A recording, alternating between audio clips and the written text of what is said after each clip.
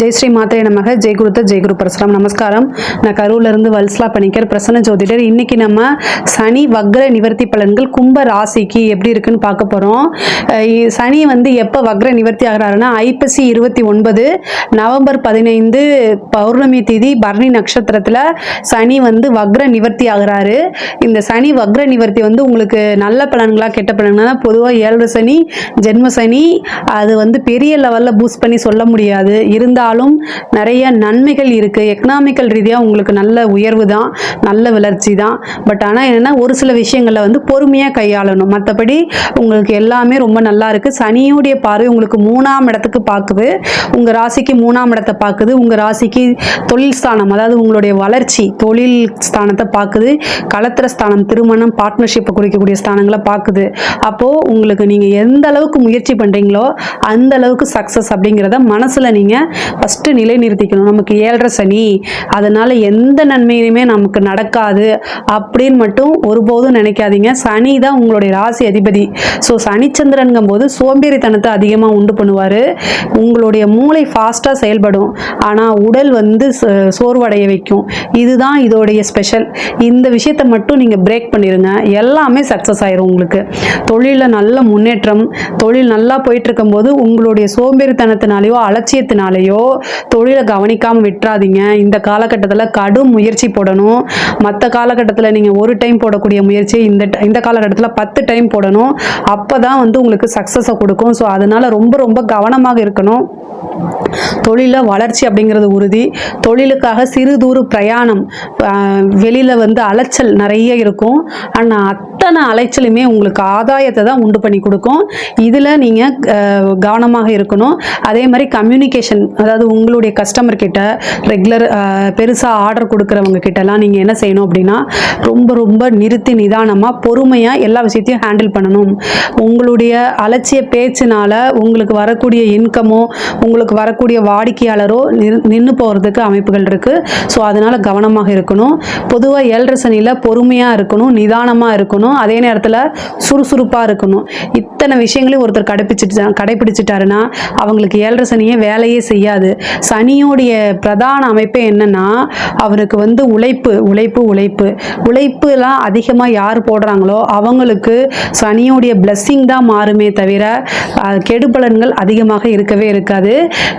உங்களுக்கு சொத்துக்கள் இருந்த பிரச்சனைகள்லாம் நீங்கி உங்களுக்கு உண்டான பாக பிரிவினை அப்படிங்கிறது தானாக தேடி வர்றதுக்கு உண்டான அமைப்புகள் இருக்குது. நீங்கள் எடுக்கக்கூடிய அத்தனை முயற்சிகளையுமே சக்ஸஸ் ஆகக்கூடிய அமைப்பு இருக்குது. உத்தியோகத்தில் இருக்கவங்களுக்கு பல நன்மைகள் இருக்குது. ஒரு சிலருக்கு இடமாற்றம் அப்படிங்கிறது இருக்குது.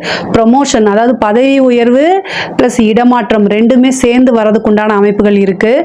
ஒரு சிலருக்கு விரும்பாத இடத்துல இடமாற்றம் கிடைக்கும்.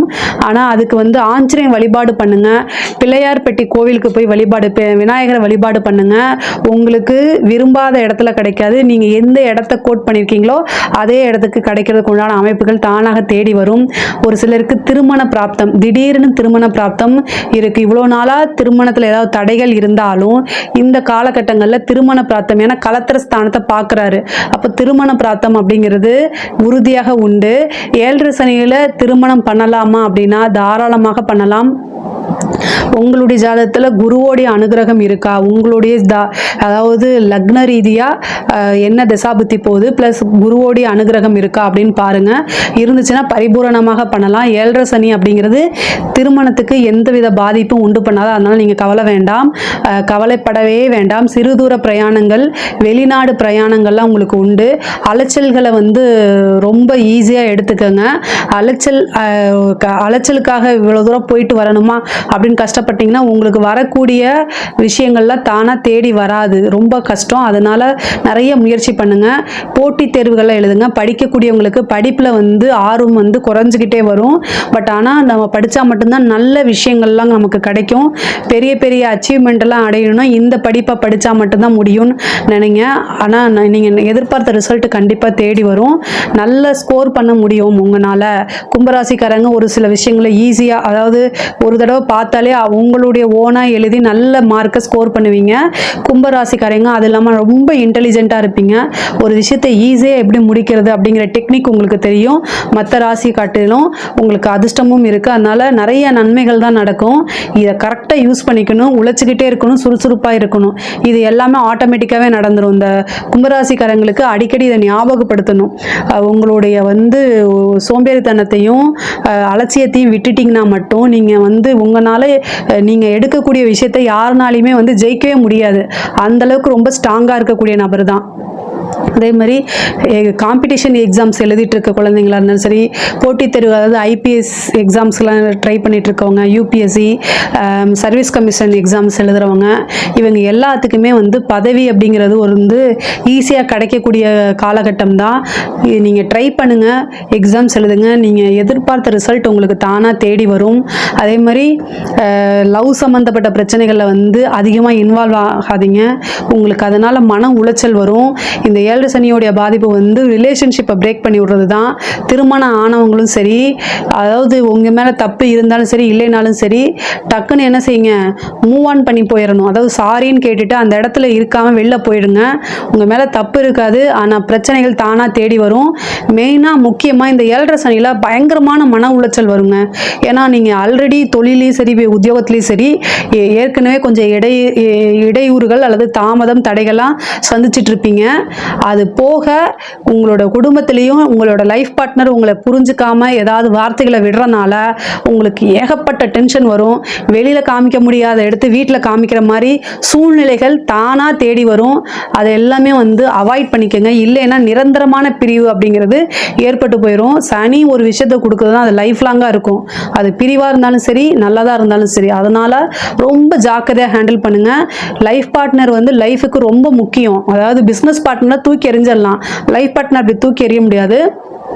கவனம் கவனம் கவனம். கவனமாக இல்லை அப்படின்னா அது கோர்ட்டு கேஸு, பஞ்சாயத்து, சண்டை பெரிய லெவலில் போய் முடியும். அது மனக்கசப்பு, மன சங்கடங்களுக்கு ஆளாகும். இதில் ரொம்ப கவனமாக இருக்கணும். வண்டி வாகனங்கள் போகும்போது ரொம்ப கவனமாக இருக்கணும். முக்கியமாக உங்களுக்கு ஃப்ரெண்ட்ஸ் அப்படிங்கக்கூடியவங்க இந்த காலகட்டத்தில் நீங்கள் நிறைய நல்ல விஷயங்களை தெரிஞ்சுக்குவீங்க. நீங்கள் யாரை நம்பிட்டு இருந்தீங்களோ அவங்க எல்லாமே உங்களுக்கு துரோகம் பண்ணிட்டு போயிருப்பாங்க.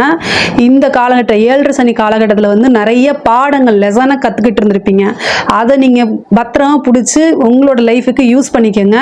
எப்படி எந்த விஷயத்தை யார் மூலியமாக ஹேண்டில் பண்ணணும், எந்த விஷயத்த யார்கிட்ட சொல்லணும் அப்படிங்கிறலாம் ஹேண்டில் பண்ணணும். நீங்கள் பண்ணுங்கள். மனசை கஷ்டப்படுத்துகிறவங்க கிட்ட இருந்து தூர விலகி வந்துருங்க. அவங்க யாராக இருந்தாலும் சரி, அவங்க எப்பேற்பட்டவங்களாக இருந்தாலும் சரி, அவங்களால உங்களுக்கு எவ்வளோ விஷயம் கிடைச்சாலும் ஆதாயம் கிடைச்சாலும் மனசை கஷ்டப்படுத்துகிறவங்க வேண்டாம், தள்ளி இருங்க. அதுதான் ரொம்ப நல்லது. நீண்ட தூர பிரயாணம் பண்ணி ஒரு புனிதமான கோவிலுக்கு போகக்கூடியது, பெரியவங்களுடைய பிளஸ்ஸிங்ஸு, சொசைட்டியில் பெரிய ஆட்களுடைய தொடர்பு, இது எல்லாமே உங்களுக்கு வரும். அது மூலிமா உங்களுக்கு நல்ல ஆதாயமும் உண்டு. ஒரு சிலருக்குலாம் பதவி உயர்வு, உத்தியோக உயர்வு இதெல்லாம் உண்டு. தொழில் ரீதியாக நல்ல வருமானங்கள் இருக்குது.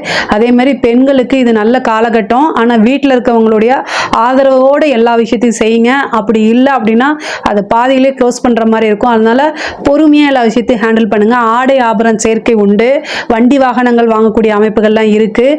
கலைத்துறை சம்மந்தப்பட்டவங்க ரொம்ப கவனமாக இருக்கணும். பேசக்கூடிய விஷயங்கள், நீங்கள் எக்ஸ்போஸ் பண்ணக்கூடிய விஷயங்கள் அடுத்தவங்களையோ அல்லது ஒரு சமூகத்தையோ சார்ந்தவங்களை கஷ்டப்படுத்துறதுக்கு உண்டான வாய்ப்புகள் இருக்குது. அதனால உங்களுக்கு வாய்ப்புகள் இழக்கப்படும். இல்லைன்னா நெகட்டிவ் பப்ளிசிட்டி கிடைச்சிரும். இது எல்லாத்தையுமே அவாய்ட் பண்ணுறதுக்கு ஒவ்வொரு விஷயமும் பார்த்து நிறுத்தி நிதானமாக செஞ்சிட்டாலே உங்களுக்கு மக்களுடைய பேர் ஆதரவு சப்போர்ட் கிடைக்கும். பேரும் புகழும் உறுதியாக உண்டு. அது மூலிமா நல்ல வருமானங்கள் ஈட்டக்கூடிய அமைப்புகள்லாம் வந்துடும்.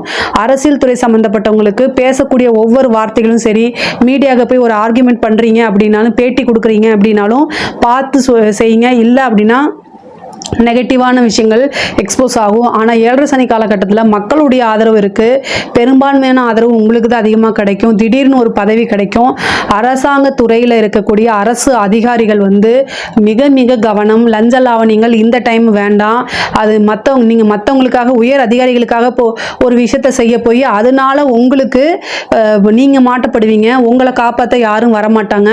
தப்பு தான் அப்படிங்கக்கூடிய ஒரு பனிஷ்மெண்ட்டுக்கு ஆளாகுவீங்க. சனி பார்த்தீங்கன்னா பார்த்தீங்கன்னா லஞ்ச லாவணியங்களில் ஈடுபடுறவங்களுக்கு கண்டிப்பாக பனிஷ்மெண்ட், நீதி தவறும் போது சனியுடைய பனிஷ்மெண்ட்டு யாருனாலையும் தடுக்க முடியாது. அதுக்கெல்லாம் பரிகாரங்கள் கிடையாது. அதுக்கெல்லாம் யாரை வணங்கினாலும் அவருடைய பனிஷ்மெண்ட்லேருந்து கண்டிப்பாக தப்பிக்க முடியாது. அதனால் நீங்கள் நீதி, நேர்மை, நியாயம் அப்படிங்கக்கூடிய ஒரு விஷயத்தை பிடிச்சிக்கிட்டே இருந்தீங்கன்னா கண்டிப்பாக அதுக்குண்டான அங்கீகாரம் உறுதியாக உண்டு. 7 சனி முடியும் போது பெரிய லெவலில் உங்களுக்கு நல்ல விஷயங்கள் செஞ்சுட்டு போவார்.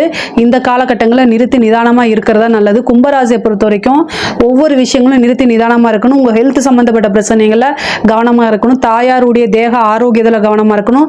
தாயாருக்கு மருத்துவ செலவு அப்படிங்கிறது வந்துடும். ஸோ அதனால் கவனமாக இருங்க. மற்றபடி எல்லாமே உங்களுக்கு ரொம்ப நல்லா இருக்குது.